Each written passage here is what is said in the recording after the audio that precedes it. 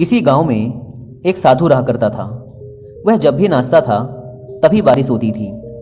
इसलिए गांव के लोगों को जब भी बारिश की ज़रूरत होती तब यह लोग उस साधु के पास जाते और उनसे अनुरोध करते कि वह नाचे, और जब वह नाचने लगते तो बारिश जरूर होती थी।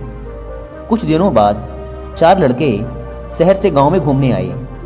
जब उन्हें यह बात पता चली कि किसी साधु के नाचने से बारिश होती है तो उन्हें यकीन नहीं हुआ। शहरी पढ़ाई लिखाई के घमंड में उन्होंने गांव वालों को चुनौती दे दी कि अगर हम भी नाचेंगे तो बारिश होगी, और अगर हमारे नाचने से बारिश नहीं हुई तो साधु के नाचने से भी बारिश नहीं होगी। अगले दिन सुबह सुबह गांव वाले उन चारों लड़कों को लेकर साधु के कुटिया के पास पहुंचे। गांव वालों ने साधु को सारी बात बताई। फिर उन लड़कों ने नाचना शुरू किया। पहले लड़के ने नाचना शुरू किया। आधा घंटा बीत गया। फिर पहला लड़का थक कर बैठ गया, पर बादल नहीं दिखे। कुछ देर बाद दूसरे लड़के ने नाचना शुरू किया और 1 घंटे बीतते बीतते वह भी थक कर बैठ गया। बाकी दोनों लड़कों ने भी ऐसा ही किया, पर बारिश नहीं हुई।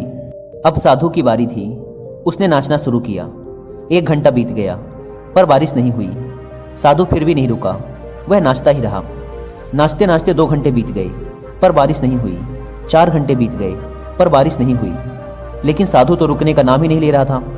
धीरे धीरे शाम ढलने लगी कि तभी बादलों की गड़गड़ाहट सुनाई दी और थोड़ी देर बाद जोरों की बारिश होने लगी। यह देखकर चारों लड़के दंग रह गए और तुरंत साधु से क्षमा मांगी। फिर चारों लड़कों ने साधु से पूछा, बाबा, भला ऐसा क्यों कि हमारे नाचने से बारिश नहीं हुई और आपके नाचने से बारिश हो गई? साधु ने उत्तर दिया, जब मैं नाचता हूँ तो 2 बातों का ध्यान रखता हूँ। पहली बात तो मैं यह सोचता हूँ कि अगर मैं नाचूंगा तो बारिश को होना ही पड़ेगा, और दूसरी यह कि मैं तब तक नाचूंगा जब तक कि बारिश ना हो जाए। सफलता पाने वाले में भी यही गुण विद्यमान होता है।